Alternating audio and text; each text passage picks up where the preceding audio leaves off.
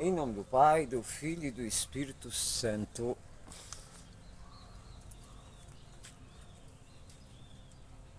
Jesus Cristo me deixou inquieto nas palavras que ele proferiu. Nunca mais eu pude olhar o mundo sem sentir aquilo que Jesus sentiu. Eu vivia tão tranquilo e descansado, esperava de chegar o que busquei. Muitas vezes eu proclamei estar zirado, ao seguir a lei de Cristo me salvei. Coração daquele que tem fé, vai mais longe, bem mais longe que seus pés. Jesus Cristo me deixou inquieto nas palavras que ele proferiu. Nunca mais eu pude olhar o mundo sem sentir aquilo que Jesus sentiu. Irmãos, irmãs, amigos e amigos, seja bem-vindo ao canal São José I Santo. Sejam bem-vindos e não esqueça que esse canal foi ao ar para ajudar, para evangelizar os batizados e quem mais quiser. Ou seja, eu não tenho a pretensão de converter ninguém de outra igreja. O meu objetivo aqui sempre foi trabalhar com os meus irmãos da mesma fé. Se alguém vier, tudo bem, né? Mas eu acho um pouco difícil porque eles têm lá um outro método, uma outra crença, e a nossa crença inclui o crucifixo de Jesus, a nossa crença inclui a vela, a nossa crença inclui a imagem da Nossa Senhora Aparecida, a nossa crença inclui a imagem da Nossa Senhora Perpétua Socorro, ou seja, a nossa crença permite que nós temos Nossa Senhora como nossa intercessora, rainha do céu e da terra. E se não bastasse, no Brasil, como o título de Nossa Senhora Aparecida, ela também é rainha e padroeira do Brasil, certo? Mas o centro e tudo que nós colocamos aqui, não somos nós os primeiro, mas Jesus. E segundo, nós. Segundo você. Porque se não fosse você, para que eu ia falar de Jesus? Se não fosse você acreditar, eu estaria perdendo tempo aqui, né? Graças a Deus o canal já está com um ano, está indo mais ou menos, ainda precisa de muita coisa, ainda precisa de muita gente curtindo, ainda precisa de muita gente se inscrevendo, ainda precisa de muita gente partilhando, porque é assim que o canal vai nos permitir pregar o Evangelho para vocês com muito amor, com muita serenidade e com muita paz. Então o texto que eu levo para vocês nessa tarde, ao entardecer, o sol já está indo embora, né? O texto é Marcos, capítulo 14, de 12 a 16, é pequeno. No primeiro dia dos pães asumos, ou seja, sem fermento, quando se imolava o cordeiro para a Páscoa, os discípulos perguntaram a Jesus: aonde quer que façamos a preparação para comer a Páscoa? E então Jesus enviou 2 deles, dos seus discípulos, e ele disse: vão à cidade, certo homem carregando uma vasilha de água virá ao encontro de vocês. Siga-no até a casa. Onde ele entrar, e digam ao dono: o mestre perguntou aonde está a minha sala, aonde poderemos comer a ceia pascual com os meus discípulos. E ele vai mostrar para vocês uma grande sala arrumada com almofada no andar de cima, e prepare aí a ceia para nós. E os discípulos partiram, foram à cidade e encontraram tudo como Jesus havia dito e prepararam a ceia pascal. Nós podemos ver aqui que no começo quem se preocupa são os discípulos, né? Está próximo à Páscoa e o Senhor não falou nada até agora se nós vamos fazer, porque todo ano eles faziam, né? Todo ano naquela data, tinha uma data, dia correto, que era na sexta-feira, tempo pascal, e eles faziam, imolavam os cordeiros para comer. Aquilo vinha desde o tempo que eles saíram do Egito, e Jesus não deixou diferente.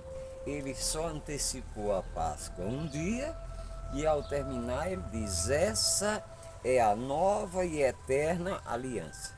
Ele não aboliu a Páscoa, mas fez diferente.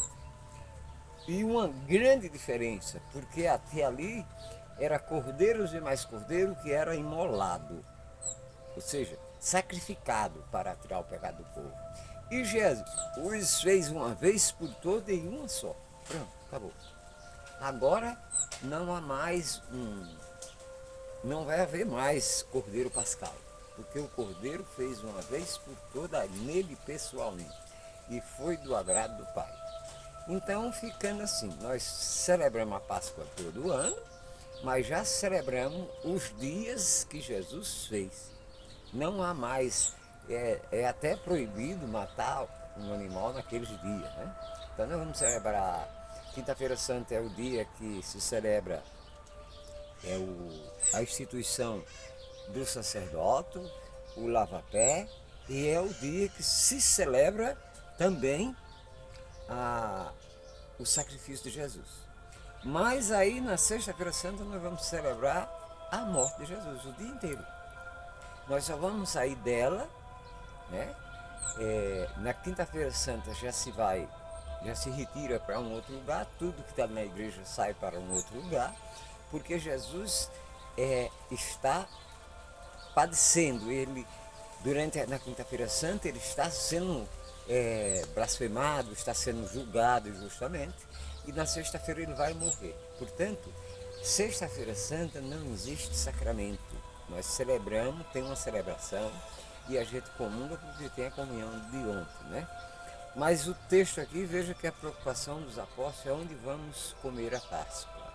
Ele diz: vão à cidade, e lá não mandou eles levar nada. Eles vão à cidade, e lá vocês vão encontrar um homem com uma bilha d'água nas costas, siga ele, e na casa onde ele entrar, perguntem aonde é que o mestre manda perguntar, aonde é que nós vamos, que ele vai comer a Páscoa com seus discípulos. E o homem, sem nenhuma interrogação, leva eles a um sobrado e mostra uma sala conforme Jesus falou, bem arrumada, com almofada. E ali os discípulos já ficaram hipnotizados. Como é que ele sabia disso, né? E ali eles prepararam a ceia, e foi ali que Judas Iscariote traiu ele, mas foi ali que ele instituiu a Eucaristia e também o sacerdote, e ao mesmo tempo lavou os pés dos apóstolos. E nós fazemos isso todo ano. A igreja todo ano faz isso. Alguém diz: mas isso não tem significado? Não tem. Não é um símbolo, é uma realidade. Ali faz o que Jesus fez naquela noite. Então, a igreja ela conserva tudo do comecinho. Mudou-se algumas coisas, mudou, aperfeiçoou-se, né? Como o caso do sacramento, eles não surgiram tudo no tempo de Jesus. Eles vai surgindo aos poucos. Então, hoje nós temos 7 sacramentos definidos na igreja. E os sacramentos são um dogma de fé. Mas é interessante o texto de Marcos, aqui 14, de 12 a 16, e eu faço questão de citar o texto e o capítulo e o versículo, que é para vocês conferirem em casa, e para depois a gente ter muito mais conhecimento da palavra de Deus e muito mais amor por Jesus e pela nossa religião. Porque nós andamos um pouco dispersos. Nós deixamos pessoas passar na nossa casa, fazer heresia com a gente, dizer que nós não somos ninguém, que eles são tudo. Então há uma porção de coisas que o católico está permitindo que pessoas desinformadas façam. Por que isso está acontecendo? Porque nós somos desinformados também. Então, o desejo de todos os discípulos missionários, dos padres, dos bispos e de todas as pessoas que trabalham na igreja, que hoje são muitos os ministérios, já tem o ministério da Eucaristia, já tem o ministério da catequese, então todos trabalham com o mesmo objetivo, que Jesus não é que Jesus se aperfeiçoou, ele já é aperfeiçoado. É que ele nos torne discípulo dele de verdade. Nossa Senhora, a mãe de Jesus, foi discípula dele. Os apóstolos foram discípulos. Todos que acompanharam ele foram discípulos. Então o objetivo nosso, batizado e crismado, é que essa palavra de Deus transforme a sua vida. Que essa palavra de Deus possa entrar pela sua audição, chegar ao seu coração e você sentir desejo de ser uma nova criatura. Porque no Pentecostes aconteceu isso. Os discípulos medrosos, os discípulos que queriam saber quem era o maior, quem era o primeiro, no momento que aconteceu o Pentecostes e o Espírito Santo desceu sobre eles, tudo se acabou. Agora não estava mais preocupado quem ia ser o primeiro, nem quem ia ser o chefe. Ele estava preocupado em fazer aquilo, aí ele lembrava, né, de Jesus. Fazer aquilo, tudo que Jesus mandou eles fazer. E assim eles fizeram, e assim todos foram martirizados, para que mais tarde a gente tivesse vida. Mas os 3 primeiros séculos da igreja não foi só os apóstolos. Foi um banho de sangue.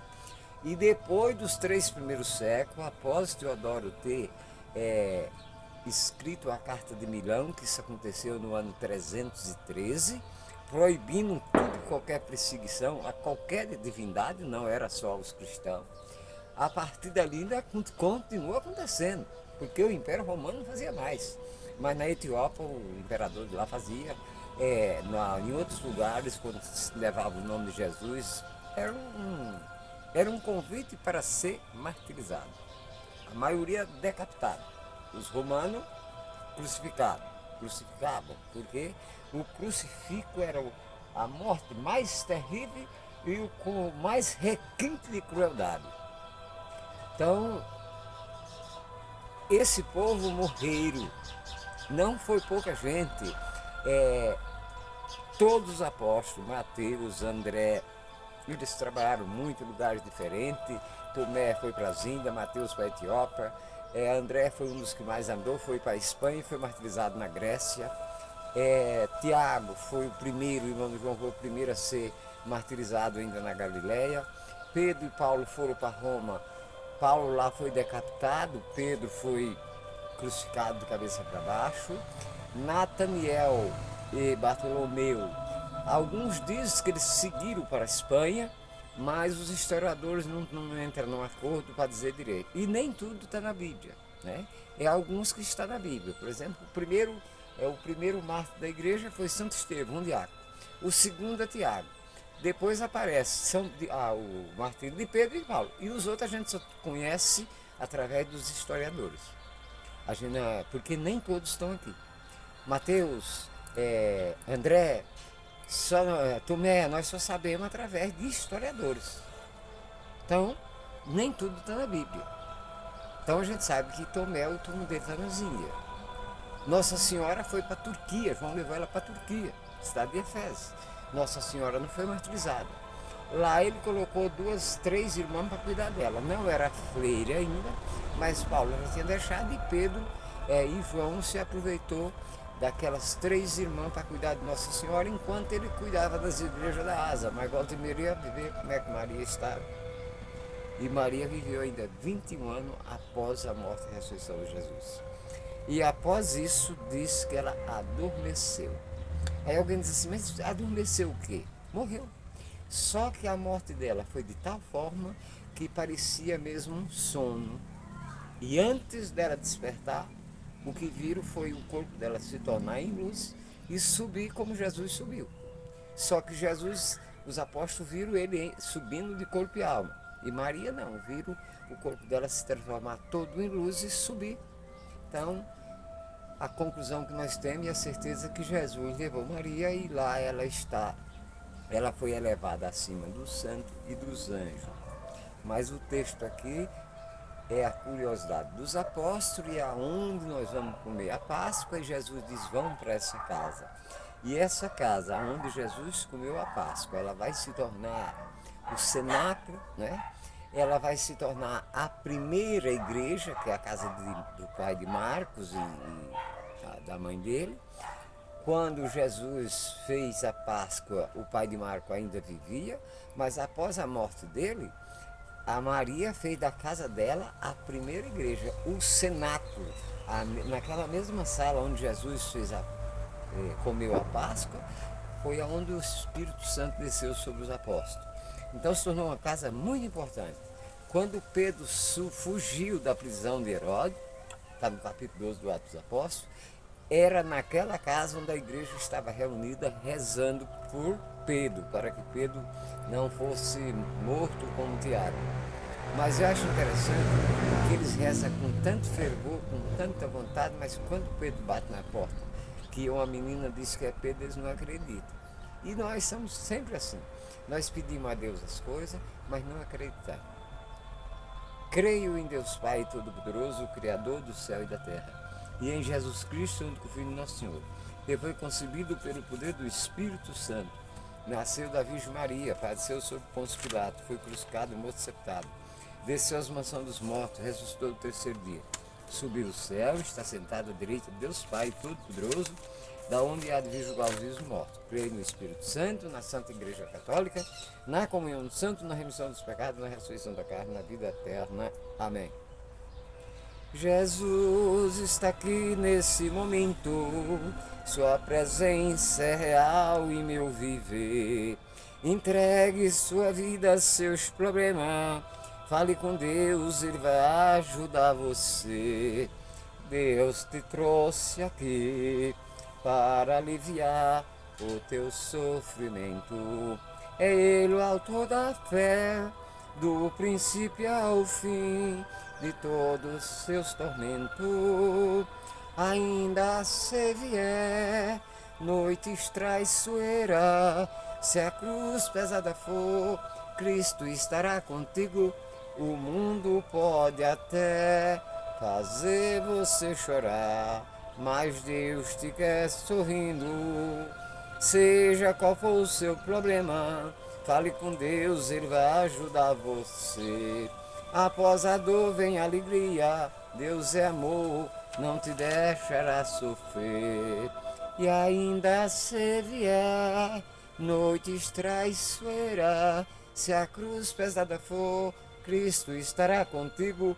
O mundo pode até fazer você chorar, mas Deus te quer sorrindo. Ave Maria, cheia de graça, o Senhor é convosco, bendito sois vós entre as mulheres, bendito é o fruto do vosso ventre, Jesus. Santa Maria, Mãe de Deus, rogai por nós pecadores, agora e na hora de nossa morte. Amém.